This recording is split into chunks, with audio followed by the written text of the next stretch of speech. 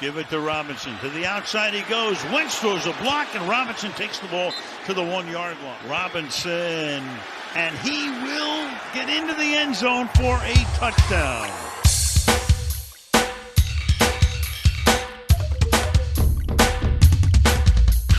I've got a sleeper rookie that you want exposure to here before he breaks out. Plus another undervalued wide receiver I want to research and my favorite prop bets of the week based on some advanced game theory. So let's dig in.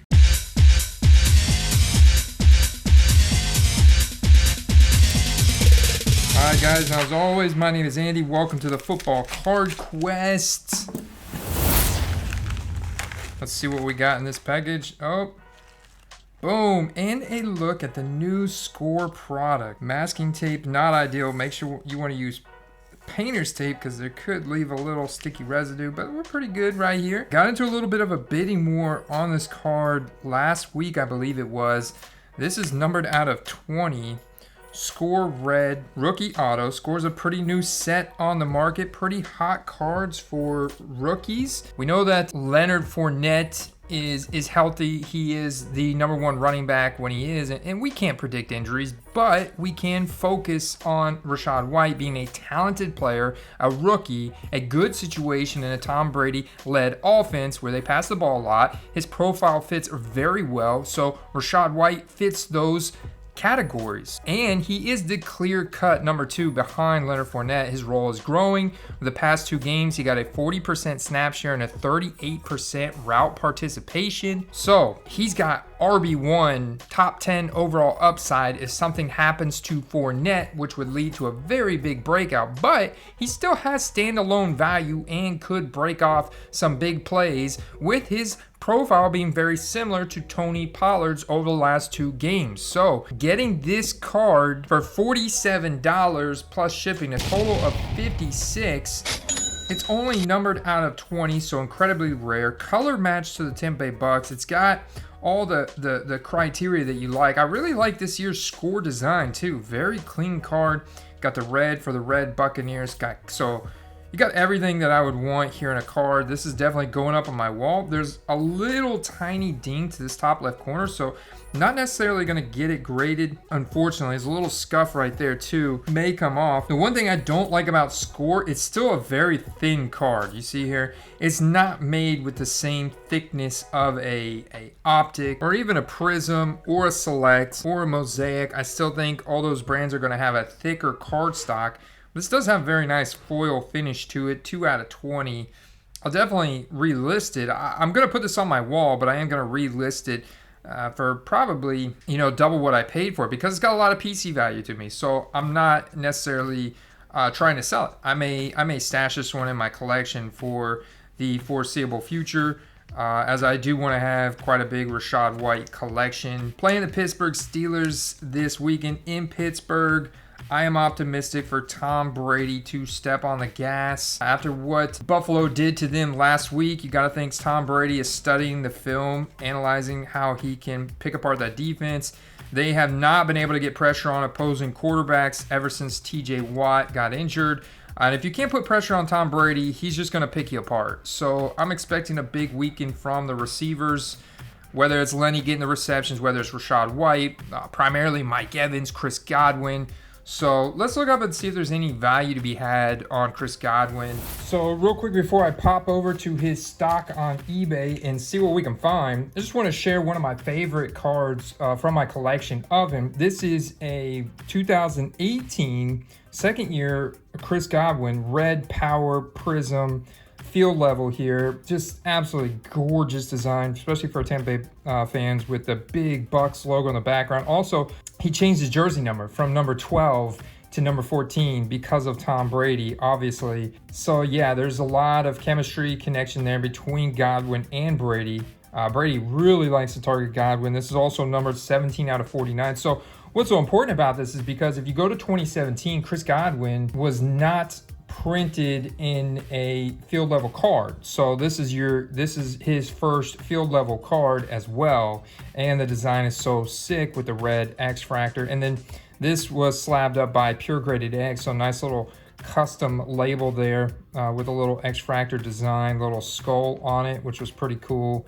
And so yeah, this one is not even listed on eBay. It just has a lot of personal collection value. To me, looks really cool on the wall. So if I was looking for Chris Godwin, I would not buy, for example, Aqua out of $299. Man, that shipping price tag really is gonna affect this card. I mean, it's not a bad buy. That's a decent entry-level purchase. For me at this point, because I have several Chris Godwin cards in my collection, I'm really stalking something more rare. I'm trying to find something more rare. The Aqua Hollow, not a bad entry-level card because optics from 2017 are very nice. I used to have this card, but it's a very thin card stock, and I didn't really like it. That may be the same card that I used to have that I sold mine for like $40. That's not a bad card right there. Looks gold to me. Numbered out of 25. Yeah, that's got to be gold. And I have the Leonard Fournette variation. That's 18 out of 25. That'd be really cool if it was jersey number match. That's interesting ending this evening at the current price point. The pen pals are such a thick card stock as well. Did I say thick? I meant thin. It's really hard to find good cards sometimes from 2017. I feel like your options are limited. Almost want to look buy it now and newly listed, see if anybody's trying to fire sell or liquidate. I'm a pretty big fan of the Disco too. I have a Disco PSA 9 up on the wall. Yeah, obviously your Prism, that's a weird picture because he removed the background, but your Prism around that price point is not bad. PSA 9 at 25, that's not bad. PSA 10, that's actually not bad. $49.99 or best offer. See if that purchase makes sense. And yeah, you're gonna be paying above market value. Your ideal solution is going to be to stock these in auction and get one for around $25. You can see what people are getting, and then you could turn around and you could easily see, like we were just like, that's not bad. Because you look at a PSA 10 Prism from 2017 for $50, and you're like, that's not bad. We know that it costs $20, $30 to get that card graded in the first place. So there's that. But if we look at the actual chart, and that's why, you know, this web app is so important, and it's so clutch in terms of getting these market trends really quick. You could see these transactions back in April around draft time and stuff, and even in July, August, $70. But I bet you these were buy it now. So we come and sort. Yeah, $70 buy it now, August 15th. $60 buy it now. That's because $70 buy it now, Friday, July 29th. So that would be the goal here, is to snipe these in auction. I think there's a lot of value in that. And getting these in auction, turn around and sell them in a buy it now. I would also look at veteran cards from Chris Godwin, just super rare. Like look at 2021 Optic Chris Godwin. Look at what's sold and sort by highest price per shipping, highest first, to see what people are actually paying serious money for. These Contenders Optics Super Bowl on-card autos, so that's a nice card. That went for a few dollars. That's a really cool looking card too. Black Pandora out of 25. So I like doing this because you can quickly get down to the price range and see. This is a card I would actually like, man. I should hunt one of these down and see if I can't get one for around $40, $50. That would be a really cool looking card. Really nice card to put on my wall. That's the kind of card I'd want to add to my collection. And I think because of that, it also makes it a good investment card. Because look at what someone at some point did pay closer to $100. Let's see if I can even find one of those now. This would be a good experiment here. So let's take this, let's copy and paste this. Do have one. There's three on here. So boom, what I'm gonna do is I've just found me an auction to stock ending next Tuesday at 3:42 p.m. A great time for buyers. This one looks a little off center. It's also hard to tell because of the top loader, but may have a scratch. That's probably on the top loader, but there's always a chance. This guy does have. So you could come in here and message and see if he'll provide better pictures, but it looks like looking at that one, a little off center left to right, little off center left to right. So that may be just a standard thing. I haven't seen any of these graded, so they all look a little off left to right. Well, that one actually looks fatter on the right than the left.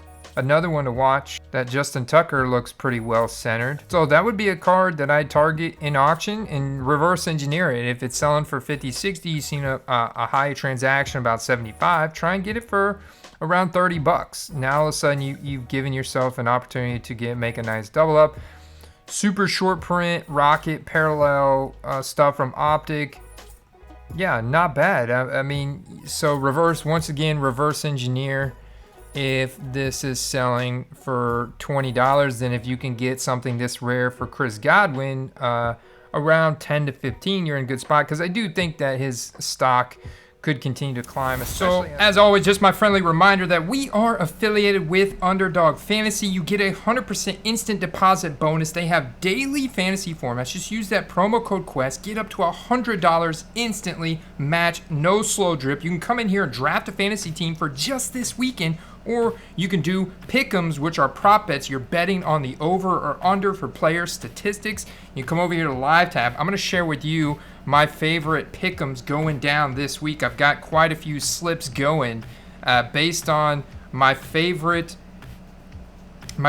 game theories here. So you can see my first one is Metcalf, Geno Smith, and Kyler Murray. Guys, we got to start believing in Geno Smith. And so you could parlay this same theory into cards, right? Or just like fantasy football. So the first thing I'm going to do is higher on Geno Smith, 267 passing yards. He's hit this almost every single week this season. We got to start believing him. And then the lower between one of his pass catchers, whether it's Tyler Lockett or DK Metcalf. DK Metcalf has a line on here of 71.5. Love that over. And on the other side, I'm going Kyler Murray, 36.5 passing attempts. I'm not so crazy about the passing yards on here because the number's really high, and he's only hit that 2 of the past 4 weeks. But if you look at the passing attempts here, he's absolutely annihilated that 4 out of 5 weeks. So 36.5 passing attempts against a bottom-ranked passing defense with Seattle. I'm expecting more of a shootout game here. That's my slip for that game. And then my 4 picks here for the Tampa Bay Steelers game. And you could also, contrarian, go with Kenny Pickett higher than 253 total yards. There's a chance that Kenny Pickett does kind of break out of this game. There's a possibility that if we can't get, he's got some mobility. There is definitely a possibility they've got great weapons. He could go over this. But if I'm playing based off of what the game theory I think is going to play out with the Tampa Bay defense being above average in both run stop and passing defense, I'm going to go with Tom Brady here, higher, 38.5 passing attempts, because I wasn't crazy about the yardage number on here. But look at that. I mean, he smashed that almost every single week, so that was an easy one for me, honestly. The Brady props are disappearing because I think a lot of people are betting on the Brady overs in this. If you do it, pair it with the Mike Evans. Mike Evans at 66.5. Are you kidding me? That was an easy one for me where he's hit almost every single week. And then Deontay Johnson. And what I'm doing is I'm parlaying. I'm only putting in $5 slips. But for this one, because I'm parlaying 4. So if I pick lower on Kenny Pickett, I would pick lower on a pass catcher. Just like you would stack in DFS, you want to stack in your prop bets because the chances are really high if the quarterback hits the over, then the wide receiver hits the over. So this one, I really like the Jimmy G higher, 237 passing yards against Atlanta, another bottom-ranked, defense. So look at that. I mean, he's been hitting it.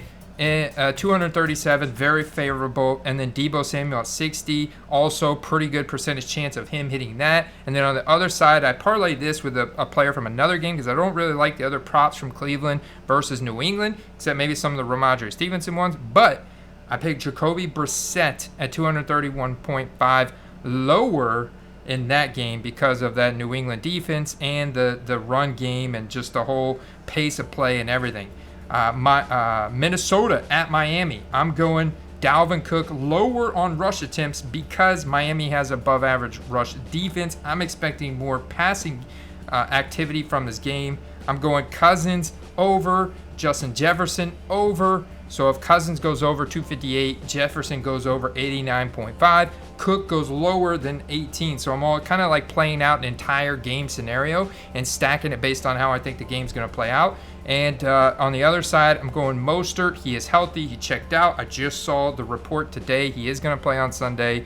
I'm going Mostert over 58.5. I didn't really like any of the other props, but you can see past 2 weeks, Mostert's hit this. They're going to try and keep the ball out of Minnesota's hands with Skylar Thompson as a 7th round starting quarterback. And then Matt Stafford, who's only hit this 2.5 rushing yards. Very thin, right? But this is just one slip. That's why I'm only putting 2 picks together on this one, because it's a very thin bet, right?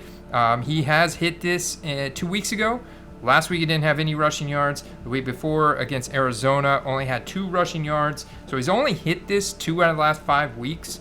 And there's a good chance that the Rams against Carolina at home could be a big time. So you could see some kneel downs at the end, which are negative yardage. And Matt Stafford not really needing to run the ball in this game because they are in a positive game script. He can either throw it or hand it off easily and not need to scramble for his life against Carolina at home. And then Clyde Edwards-Helaire in a game in what we expect to be a passing affair. The Bills above average defense.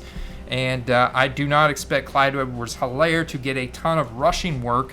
And so I'm betting the under on Clyde Edwards-Helaire rushing yards that he's only hit 2 out of the last 5 weeks. So there you have it. Those are my favorite prop bets for the week. Promo code QUEST gets you that 100% instant deposit bonus on Underdog. You can make some instant cash to just fuel up. If you want to go buy some cards with, then on eBay, do it to it, man. That's what I got for you. I appreciate you guys tuning in today. Stay tuned. Like the video if you liked it. I'll see you in the next one. Peace.